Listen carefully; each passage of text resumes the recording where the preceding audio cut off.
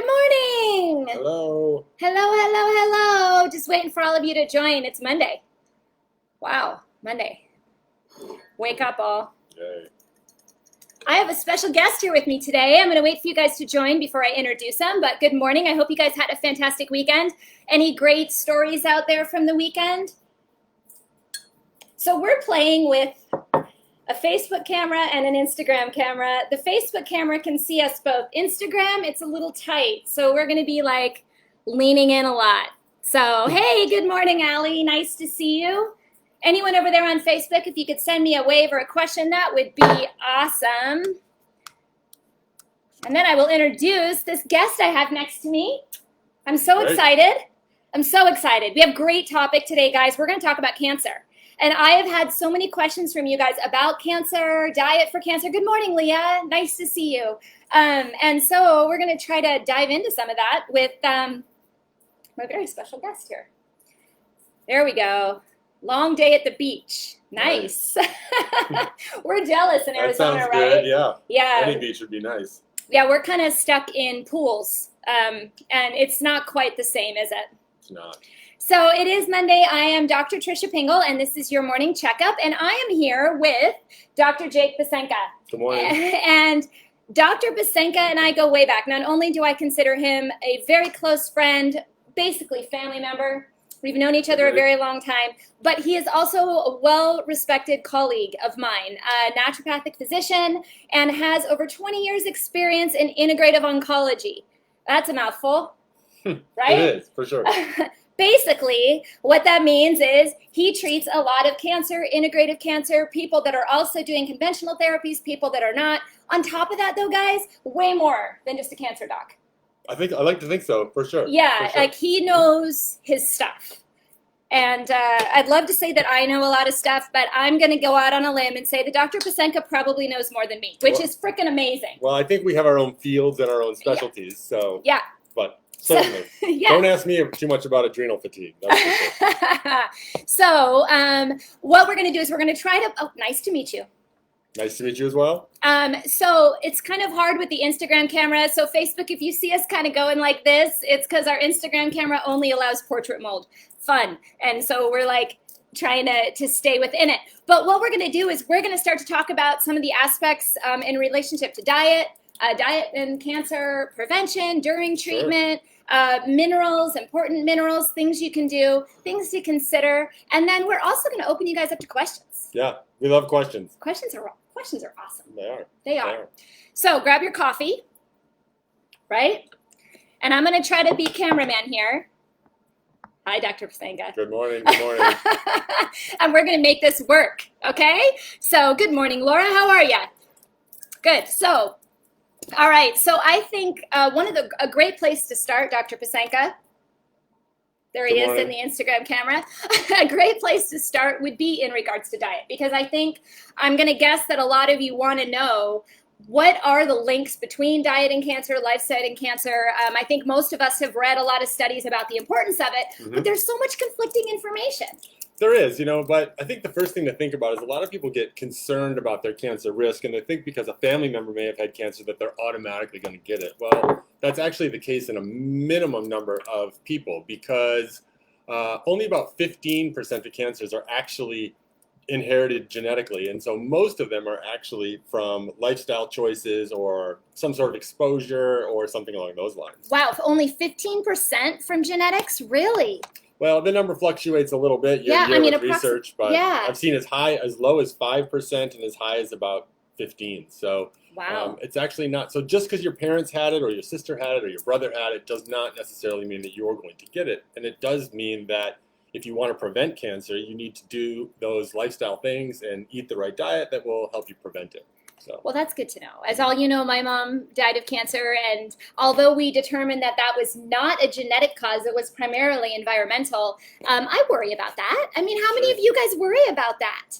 You're right. Genes do not dictate diagnosis. I agree with you on that. And by the way, Dr. Psenka knew my mom and was very involved in helping her stay nutritionally sound at the end. And I think that brings up a great point. One of the main challenges that I had, and probably many of you that have loved ones going through this process, is she didn't want to eat. Right. I mean, at all, especially when she was going through chemo. She did not want to put anything in her body, and it was all I could do. And when we would ask, what should we do? The oncologist would say, well, anything. Like just whatever's calories, just get calories in her. And I really had a hard time with that as a naturopathic physician because I thought, I just want to shove her full of cake and ice cream and McDonald's. I want to give her something nutritious. Right. So is there something you could speak to on the nutrition of somebody that is going through cancer or through chemotherapy, or these loved ones out here that are going through that themselves? Absolutely. I think it's important to remember that in a human body, there's about 2 million chemical reactions that happen every second. And so, in the time that I say hi and give a high five to Tricia, there could be 20 million or so reactions that are occurring. And each of these reactions typically contain a cofactor that makes A go to B. And that would be a nutrient, an antioxidant, a vitamin, a mineral, something along those lines. And if you're going through cancer therapy, like you said, Tricia, you don't really feel like eating. And furthermore, your digestion is decreased. And so it's really important to eat foods that are both nutritious to help those reactions go in the body and keep the body healthy. But it's also got to be a food that is easy to absorb, so your body can really get it in a time where you're often feeling nauseous or having diarrhea or something like that. So really easy to digest foods are super important. I'm a big fan of bone broth. I like things like coconut water with their really high potassium content. In some cases, in people undergoing chemotherapy for things like breast cancer or colon cancer, I've seen these drugs have a toxic effect on the kidney where the patient can't stay well hydrated, or they're losing minerals like potassium. And I've seen just coconut water make the difference there. And so there are a lot of foods that you can eat that can really help provide these nutrients and minerals so that your body can stay as healthy as it can as you go through these treatments. So okay, well, so I have something to say though. Bone broth. No, it's not true. You're not making it correctly then.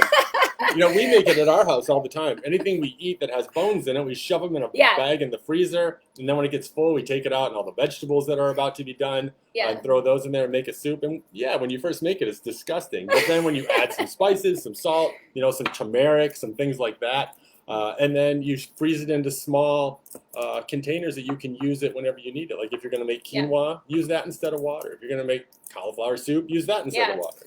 Well, and that's a great suggestion. And in all fairness, I don't eat meat. So, but what do you know? Yeah. So what do I know? But I did make bone broth for my mom. And that was something that I think honestly saved her many days. Because you're right. How is she supposed to absorb all these nutrients from food when the body is so depleted and so downregulated? And I know that gut health plays a massive role in this entire picture, right, Dr. Psenka? Absolutely. And so I'm sure that I'm going to have you speak to that because I think it's freaking cool, guys. I think it's so cool that the little bugs that we talk about all the time that live in our gut actually help us through times like this. Yeah. And that the foods we eat promoting certain growth or assisting with poor growth or whatnot, and the way that we alter our diet is so freaking amazing. Don't you guys think so? Of course they do. Of course they do, Dr. Psenka. Fill us in on that. You know what I think is probably the most amazing thing about the gut bacteria in our body is, there's roughly 250 trillion cells in our body. Each one of those cells contains, on average, about 9 feet of genetic material. So if I wanted to make a rope of Jake Psenka's DNA to go to the sun and back, I'd need about a pinky's worth of Jake Psenka. Now, that's a lot of DNA. But there is more bacterial DNA in your body than there is human DNA, which means we are just really big vessels for the bacteria. What I think the bacteria, they help us absorb our food, certainly. They help provide an immune barrier to keep things that might be causing gastrointestinal infections or things like that from coming on. But most importantly, they can help digest the foods that you eat to provide the body and the colon the nutrition that it needs. So case in point would be something along the lines of high fiber and a decrease of cancer risk. And the reason for that is that the little gut bacteria inside of your body will metabolize that fiber into something called short-chain fatty acids. And these short-chain fatty acids, including my favorite short-chain fatty acid, if you could have such a thing, is butyrate, because butyrate is the food that the cells that line the intestines, it's their preferred fuel source. So if they're inflamed or damaged or just having generally a hard time, then if they give them butyrate, they can be a little bit healthier. And what's interesting is that butyrate has been shown to help not only prevent cancer, but also to treat cancer. And sometimes if somebody has a cancer that's, maybe it's inside of their gastrointestinal system and we can get to it with, say, an enema or something along those lines, we'll use a sodium butyrate enema to get it in there to try to differentiate those cancer cells a little bit. Yeah. But to go back to your question, if you don't have the bacteria, you can't have that breakdown into those short-chain fatty acids. So it's super, super important. So. And what foods I'm guessing some prebiotic foods will promote more butyrate production, correct? So what foods can people start eating to improve the butyrate concentration in their gut? So my favorite by far is psyllium husk, and not Metamucil psyllium husk, but straight up psyllium husk. It's a fiber. When you take it, maybe start with about a half a tablespoon at night, mix it into a glass of water, mix it up real quick. Don't let it sit around, because if you let it sit around, you're going to dump it out. It's like Jello. But you can just start with a little bit and get it in. You can also put it into foods that you might eat. Anywhere where you might use like guar gum or xanthan gum as a thickener, you can add psyllium husk. Okay. Yeah. And I don't imagine it would go great in smoothies if it's blended up too well, right? Just because it would, because it would. It's like Jello. Yeah, totally like Jello. I had a question over here, actually, Dr. P. Let's see. Coconut water, is it high in sugar? Well, I think the coconut contains some sugar, but if you're on a healthy diet where you're not getting excessive refined carbohydrates anyway, then I think that the benefits of coconut water far outweigh the little bit of sugar that you're going to get. Yeah, once again, I imagine it comes to the entire diet. Right. It's not simply just, hey, eat this and we reduce cancer risk. It comes to everything. You've got to have a lot of nutrients, a lot of micronutrients, a lot of macronutrients. You've got to have a lot of those individual aspects of it. One of the things that I've found, and I've been fortunate to have some patients that have survived cancer even multiple times. Mm-hmm. And I'm fortunate to be a part of their lives. I really enjoy talking to them about their experience and seeing their outlook. But one of the trends that I've found in these patients that seems to be so significant is their outlook on life. Mm-hmm. And I can only imagine just the impact that having cancer would have on somebody, and then when they survive it, what that means to them after that. But is there any particular advice that you would give to someone who was recently diagnosed with cancer or that has a loved one diagnosed with cancer in regards to the outlook and whether or not it has efficacy or, I guess, a better outcome or a better quality of life during that time, I suppose? Sure. I think that's a lot. To that question. Yeah, I know. I like to answer really difficult questions. Can you write them down like A through D on that one? Like so you can, I'll just let you go, Dr. Psenka. You got this. But I think the first thing is the grand majority of people who get diagnosed with cancer, they don't need to jump into treatment tomorrow or the next day. They've got time to kind of figure out a couple of things. One, they need to figure out what it exactly is cancer. Most people have no idea. They hear the word, they're scared of it, but they really don't know what it means. And so you need to get educated, find someone who can help you kind of determine, what kind of cancer you have. Is it aggressive? Is it non-aggressive? Is it in anywhere other than its place of origin? That's super important. And then I think it's also really important you find a doctor that you jive with. Yeah, for sure. If your doctor doesn't, slow down and talk to you and say, hey, this is what you got. Here's how you're going to get a treatment. Here's how the treatment works. Because I think it's super important to educate everybody about how these treatments work. Because if I just tell Trisha, you just have to do X, Y, and Z, and that's just because I said it. So and just that's go do it. Right. Yeah.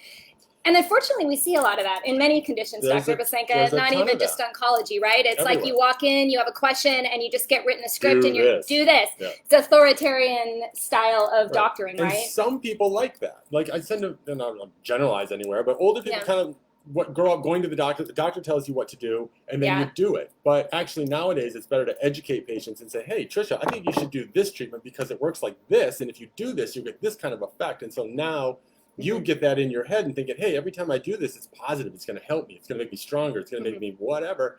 That's great. And what I really like these days is that I get younger people in who have their phones with them and they're fact checking me while we're talking, which is fantastic because a lot of times I learn things that maybe I didn't know. So, but slow down, find out what it is that's going on, find a doctor that you like. Those are the really big things. And then also, the stress that goes along with the cancer diagnosis or even, when you beat cancer, you're always kind of have this little bit of almost like PTSD where you're always scared that it's going to come back. A lot of my patients, they go for their follow-ups and it's usually some kind of imaging and it freaks them out for about a week before they get that imaging done. And then sometimes they're asked to wait 2 weeks to get the results back, which is ridiculous. So I usually try to get on the horn and get that taken care of right away. Why does it take so long for results to come back? It doesn't. Little doctor's secret. Yeah, usually within 3-4 days tops. But, in my practice, I call it self-renewal practices. So every day you should have something that you do that helps rekindle you. So you have some great suggestions for that. Talk about the car one.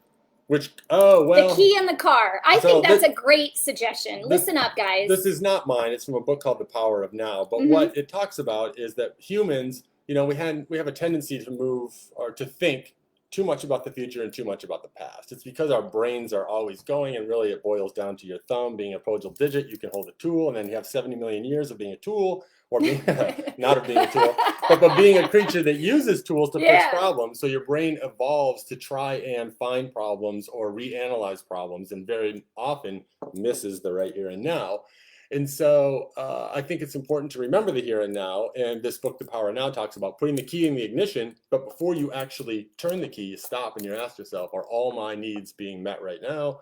And most of the time they will be. And when you do that, then you send this positive message back up to your brain that kind of balances out all the negativity that's in your life. And nowadays there's more negativity than ever because, everything is like, oh my gosh, it's the end of the world. It's not. It's not. No, I mean, like you said this morning, you put the key in the ignition. Look, I have pants on. Look, I have a car. Right. Look, I'm going somewhere to do something productive today. Oh, I got to talk to my kids today. I got to hug my wife. I mean, everything. It's these little things that I think we overlook, right, guys? We overlook these blessings in our life every single day. And how many of us get in our car every day and put our key in our car? And worry about it. So it's a great reminder. It's like I always say when you first get up and you're brushing your teeth, you're looking at yourself say something, but it's sometimes your mind's somewhere else and you're not really doing it. So a key is a great way to remind yourself, always claiming positive. Yes, and welcome back, by the way. I saw you just said it's been a while. Nice to have you back.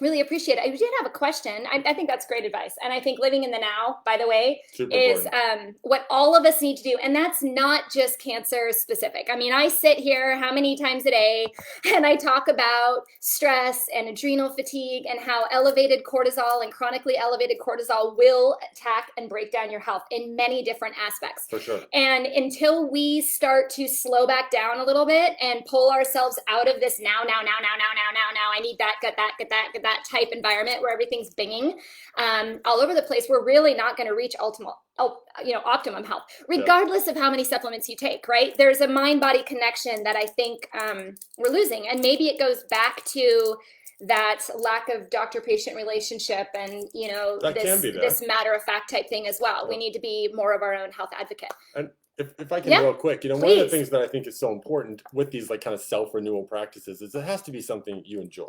For a lot of people, exercise is their thing. And so, if I go out and I ride my mountain bike, it's fun. I'm looking forward to it. I'm going to be outside. It's going to be sun. I'm going to be, having a good time riding my bike. But if you said, Jake, you have to go to the gym every day and walk on the treadmill, I'm just not going to do it.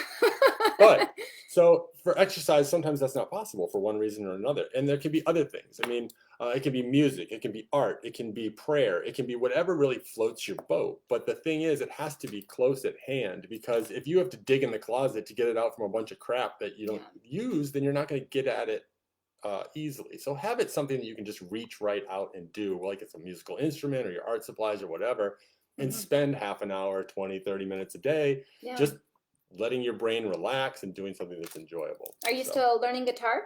I am. I'm still terrible. How's it going? But it's getting better. I'm trying to learn some Jimi Hendrix, and it's pretty tough. Oh, my goodness. That's a tough one to start with. It is. But it occupies me for half an hour a day, right? So it's easy. Well, my dad was a guitarist, and that's what he did every morning. I do know He'd that. wake up, and he'd just play the guitar every morning, and that's what I would wake up to in the morning. And it was beautiful. And it sits next to my piano, and I have been playing the piano more, but I really need to learn how to play the guitar as well. My son's a drummer, which is loud. Yes. It's fun. And he's good, too. He is good. He's very good.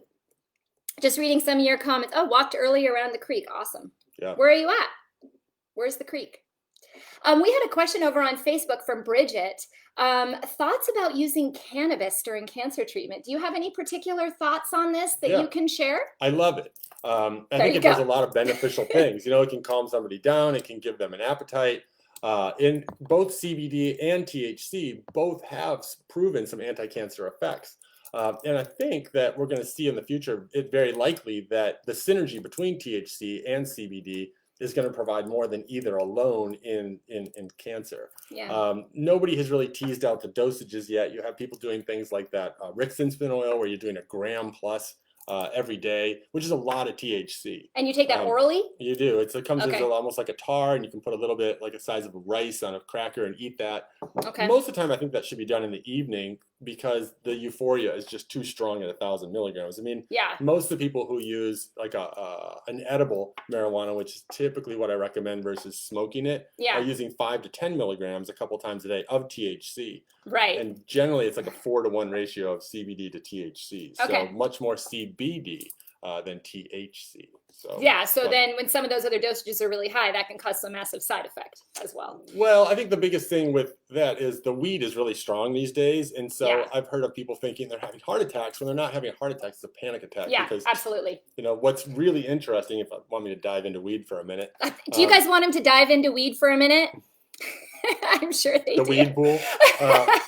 Well, you know, I read some studies that were talking about the concentration and the potency of marijuana nowadays versus 20 or 30 years ago. Well, the CBD to THC ratio used to be a lot closer together. And nowadays, because so many people want really strong weed, the THC is quite high compared to the CBD.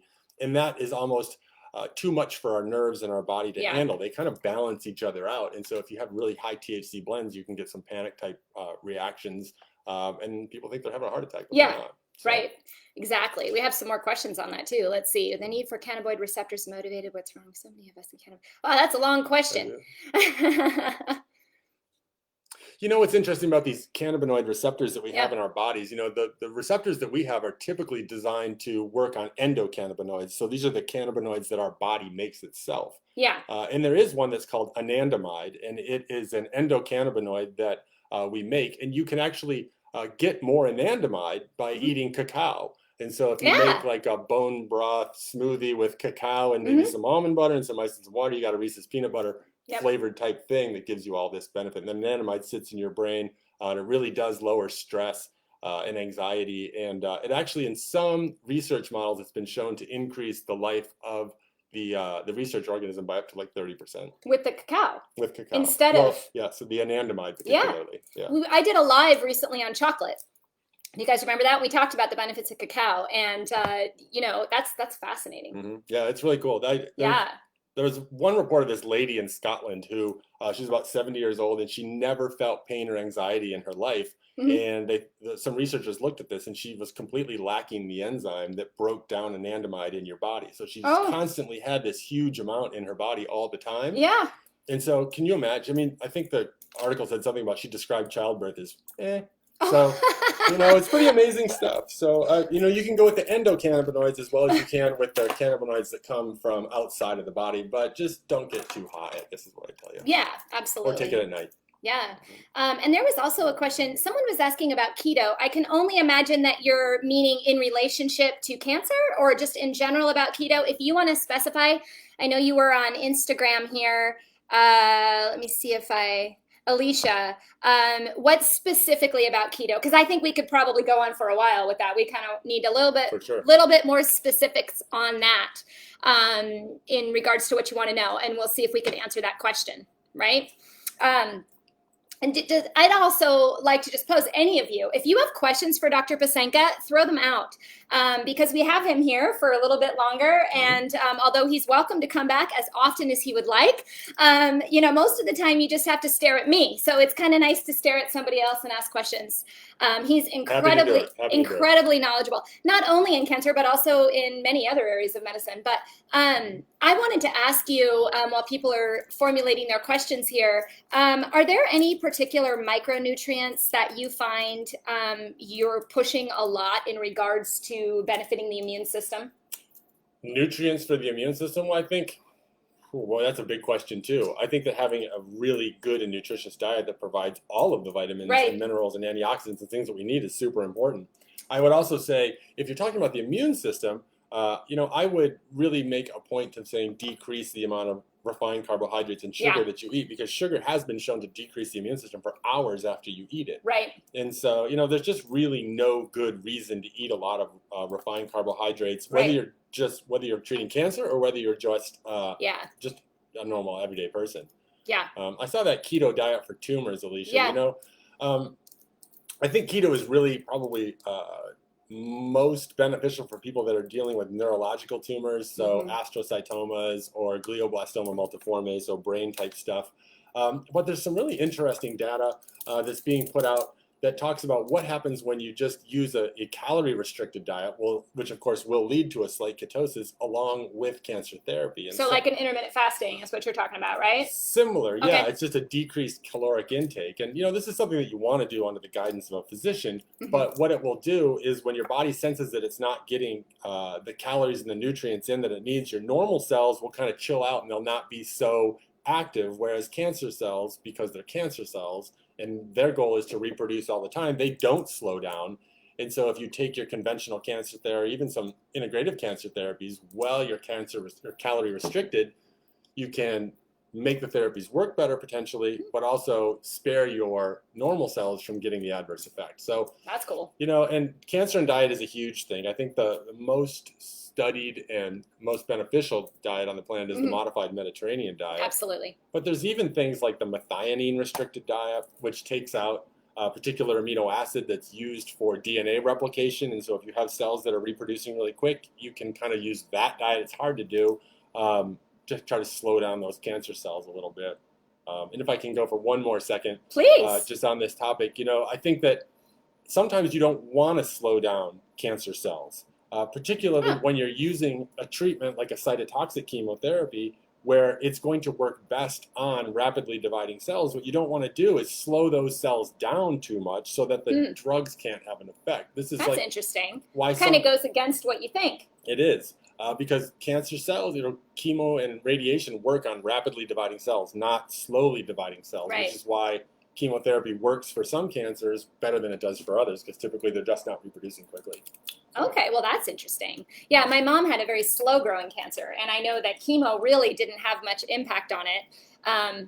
I still debate back and forth whether it was really needed, because I don't really know that it could have done anything. But I think, once again, you get in that moment, it's very stressful, and it's really hard to make a decision on what's the right course of treatment, what's not, having a good support system, and going back to your advice of just taking a day or two just to kind of be like, all right, what are my options? Let's talk about it. Let's find the support staff, and not immediately make a decision based out of fear.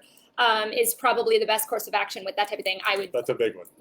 Very, very huge. And it's important to remember too that I feel that for anybody making these kind of decisions, whatever you decide is the right decision. Absolutely. But I run into some people who come in and see me and they say, Dr. Psenka, I'm just not doing chemotherapy or conventional therapy. I say, okay, well, that's your choice, but why aren't you going to do those things? Right. And they said, well, my sister's brother's aunt did it and they didn't do well and it was horrible for them. And I say, well, we've all unfortunately run into those situations before, but you really owe it to yourself to get that information from the horse's mouth. And then I'll send someone to an oncologist that I know, or a radiation oncologist that's a nice person and actually takes the time to explain it.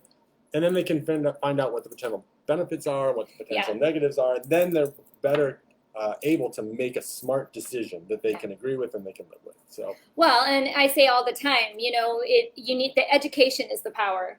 And hearing the pros and the cons, and then making a decision that's right for your individual self in that individual moment at that moment in time, and then having the confidence that you made the right decision because you took the time to research, right? Yeah. And I think that applies to any health condition, not just cancer. We need to learn, right? And we need to discuss, and we need to talk about how each side, I guess, I don't like to side it because I do feel like we should all be integrated, but how each position, I guess, differs on your health. What drives me crazy is that so many times doctors take an authoritarian tone where they're like, you have to do this. Yeah. But in reality, we work for you as the patient. You're in charge. It's your disease. We might have some information that you can get some benefit from, but as far as who you would like me to work with or coordinate with, if you come and see me, of course I'm going to coordinate with your other doctors. Why would I not? Yeah. And I think any doctor should be open for that, because until we have a solution or a good treatment for cancer, we need to work as one team. It's not our side, their side, which I'm seeing less and less of these days. Many doctors, because the research is expanding, a lot of people are now more open to using integrative medicine in a smart manner, particularly things like diet. I mean, it's hard to mess things up too much with diet, although I do see people sometimes going a little too crazy, where they actually, the cancer causes almost like an anxiety around the food that they eat. Yeah, and so they get totally scared about what they can and can't eat. And some people, they get too skinny, and you got to keep your eye on them and, give them some good dietary advice. Yeah, you had quite a few questions fly in there. Are you keeping up with them? No, I'm not even reading them. That's my job, right? Yeah, it is. She was talking about a meningioma. So meningiomas, that is a type of tumor in the brain. 90% of them are benign. And so, that's, if you're going to get something 90% of the time, that's a good one to get. And you can see a neurologist for that, and generally they can take care of it for you if it becomes a problem. Sometimes they're just small and they don't do anything. So she was the one asking about the diet changes, and so that was kind of where she was answering the question on what type. Yeah. So bless you, and I hope you get well soon. I really do, and I really appreciate you being here and sharing what you're going through as well. So I see some more here on Instagram, but I also saw a bunch fly through on Facebook, so give me a second over there on Facebook. I like this one down here from Andrea about curcumin contraindicating with cancer meds. There was, cancer and curcumin in general, and curcumin contraindicating with cancer. Let's talk about that. And I see you over there on Facebook. I'm coming back. Wait a sec. Curcumin, there's got to be at least over 4,000 peer-reviewed published studies on the use of curcumin right now with cancer. I mean, it can make cancers kind of blow themselves up in a process called apoptosis. It's been found to improve the efficacy of chemotherapy and radiation, specifically certain ones. It makes people healthier constantly. I mean, from just about every type of disease that gets man because of its strong anti-inflammatory properties. Some people there's a drug prescribing software that some doctors' offices use that you put in the drugs in the computer and it spits out any potential risks. Well, curcumin comes up sometimes I've seen it with medications like gemcitabine, where they say, hey, you're not supposed to use, which is a drug that's used for pancreatic cancer and a couple other cancers. You don't use curcumin with this. So there was like one study that said, oh, don't do this. But there's about 14 or 15 other ones that say it's going to be a good thing. Yeah.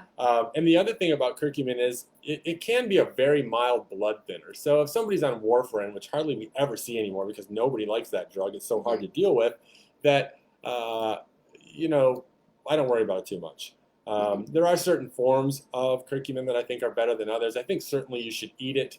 And get it into your diet. You can juice the little turmeric, little wormy looking things. They do look like caterpillars. Yeah, we were talking about golden milk the other day too, making golden milk and storing it in the fridge and sipping, it's delicious. I like a turmeric latte. There's some company at Sprouts that makes those. They're good. And there's no sugar. Yeah, and exactly. And check out drpingel.com on the curcumin article, and there's a recipe for golden milk. And if you can always foam the milk on top of it and make it into a latte as well. It's quite good. So I think that was a great question as far as contraindicating cancer meds. And I just want to throw out there that this is why when my patients are presented with the issue of cancer, I do advise them to also have an integrative or naturopathic doctor on board, because we're all skilled in certain things and we're all very good at certain things and not others. And so often the oncologist is leading the medication, and it's nice to have somebody like Dr. Psenka there just kind of advising you more on the supplement and lifestyle in more detail so that you can make an educated decision. So I do recommend any of you out there that might be dealing with this situation to look at both sides and have a team. You don't just have to have one doctor. You just need to have doctors that work together. Yeah. And a team approach to your health is very, very important. Another important point on that is when you start going through something like cancer treatment, get copies of your records, your images, your labs, put them in a binder. So if you go see another doctor, you can just hand it to them and say, make a copy of what you need, versus me having to do a records request and it takes 3 days for it to come in and blah, blah, blah. Keep a record. That goes for everything, not just cancer. I always send my patients home with a copy of their labs every time and say, put it in a binder. I think having a health binder is very, very important and very good point, because often I request records and they just don't show up. Yeah, and it just delays down, for sure. delays the whole process. So I'm going to scroll up here. Any particular, I don't know your experience in this one, Dr. Psenka, systemic Mastocytosis, any particular thoughts on that or experience? It's not something I've seen a lot, but anything that ends in osis, I think inflammation, and therefore I think about any way that you can decrease the amount of inflammation in your body, the better off you're going to be. So some of the basic stuff would be like omega-3 fatty acids, which we're all deficient in. And then lowering your stress, watching your diet to make sure that you take care of any food sensitivities or excess sugar that you're eating. Great advice. And try to eat those anti-inflammatory foods. And we were talking earlier too about curcumin, Trisha and I, about how some types of curcumin on the market use black pepper as a way to try to increase the absorption of the curcumin. Well, in fact, you guys asked about that on Thursday, right? Black pepper and curcumin. Listen up. Well, the black pepper has something in it that kind of slows down liver metabolism, so the liver doesn't process the curcumin as quick, so it gets higher in your blood.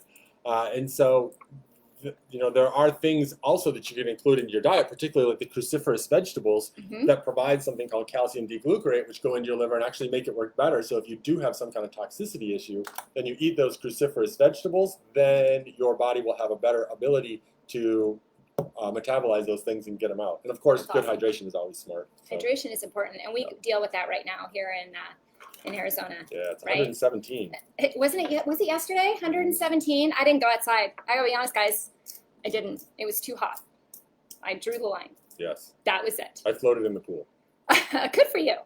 I think we Leah, I think we kind of spoke about foods that fight free radicals. I mean, I maybe not. I mean, but more on the antioxidant type arena, foods high in vitamin C, NAC, these types of nutrients. I always lean to a lot of plants. You? Yeah, lots of plants. Yeah. But does everyone know what antioxidants are? I hope by now. Most people should, right? But I say free radicals, and people are like, oh yeah, I've heard that, but I don't know what it is. Or people say, I know what an antioxidant is, but I don't know what it is.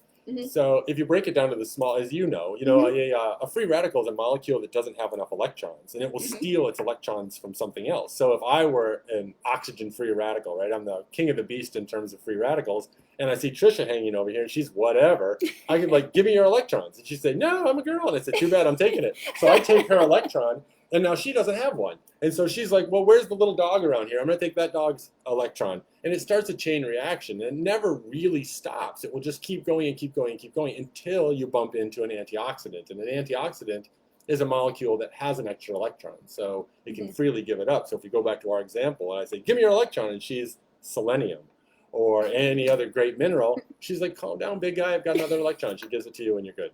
So and we're all stops friends. The reaction, yes. Yeah. Now, your immune system works by free radicals as well, so you don't ever want to really shut it off, but, there has to be a balance, and that's where healthy eating and plant-based eating really does provide all that stuff the best. So yeah, that's a great example. Isn't that a great example? Too cool. See? Look at all this. Yay, great example. Yeah. We have a lot. We're going to wrap up here soon, so I see a few more questions we'll take, and then we're going to let you guys go have a fantastic rest of your day.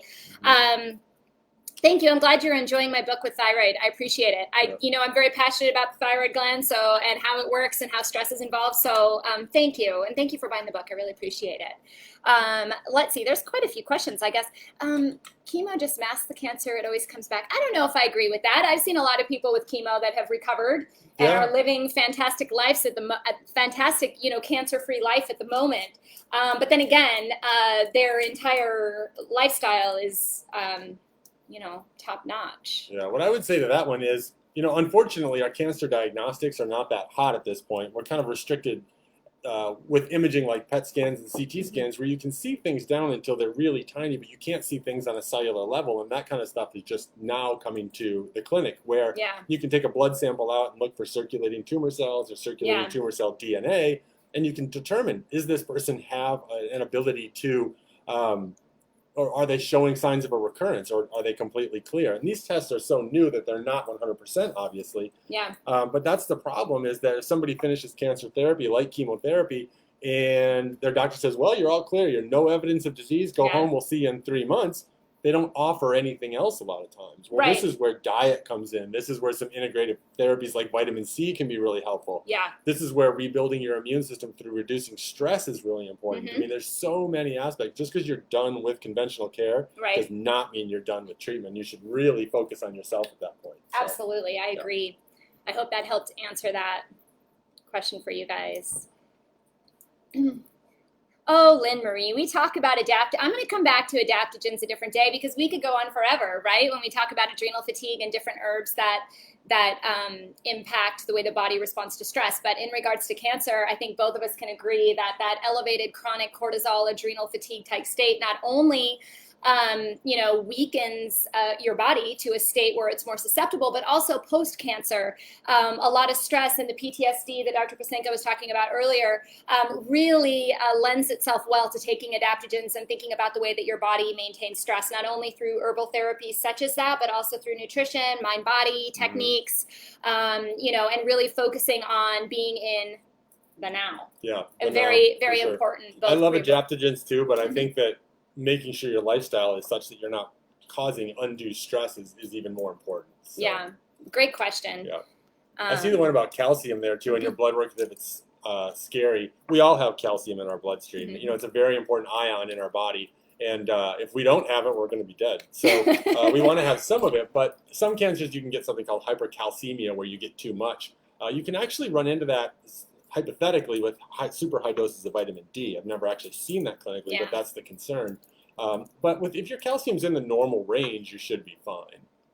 Yeah, and also keep in mind that sometimes they move out of the range slightly if you're dehydrated or if there's another mineral deficiency. I know magnesium, calcium, vitamin D, all three of those you always need to consider. So definitely talk to your doctor more about it. I wouldn't say the word scary. I would say let's talk about it. Let's talk about where the sources are. What's the cause? What can we do about it? What types of things can we change in order to benefit that? Sure. I really try not to look at any medical condition as scary. Because I don't feel that really helps. It just puts us in more fear and more stress, which isn't the end game, right? Love this information. Thank you. Yeah, you're welcome. I'm glad you've enjoyed it. Thank you, guys. I really appreciate it. So for those of you that may have joined in late, this was Dr. Jake Psenka. He is not only my good friend, but a great colleague. Really trust his opinion. I'd love to have him back. If you guys would like to see him back again, say yes, right? We love it. What's that one say? Keep that guy out of here? No.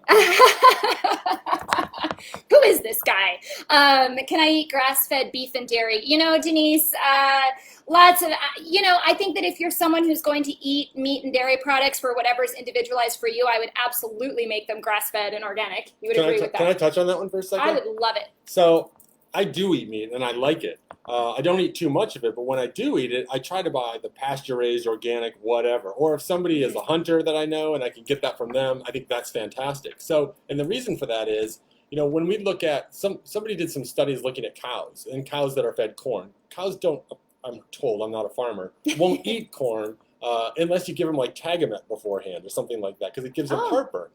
And so we all, I grew up in the Midwest where corn finished beef is where it's at, but apparently it's not, because those cows that are fed corn, they have a higher level of something called IGF-1 in their bodies, which is insulin-like growth factor. And insulin-like growth factor is something that turns on protein synthesis, so it makes proteins, makes more proteins. And if you have cancer, you don't want accelerated protein synthesis.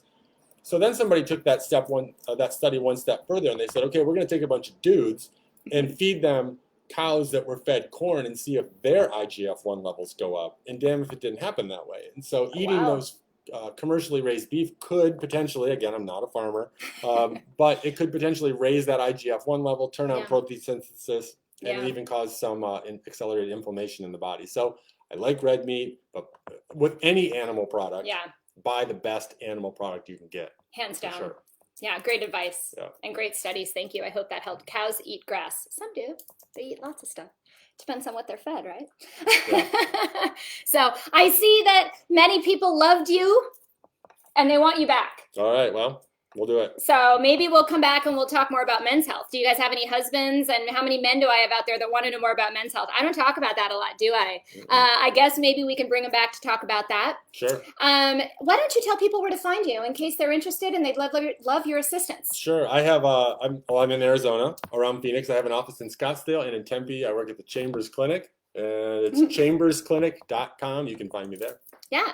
And you provide some great educational info. He's a great one to keep an eye on. And I will definitely try to talk him into bringing him back. I will make really good coffee, and maybe my son can make him some banana bread, and we'll figure out how to get him in here. And Piggy actually kept herself quiet, which is unbelievable. It is. So she must love him as well. Anyway, I will be back tomorrow at my usual time. I will not have Dr. Psenka with me. You will have to just put up with me, but I will be here about 9:15 Arizona time tomorrow for another topic. Thank you guys so much for being here. Once again, I'm Dr. Tricia Pingel. I do have some articles regarding cancer and a lot of the stuff we talked about at drpingel.com. Thank you so much, guys. Have a great day. See ya. Bye.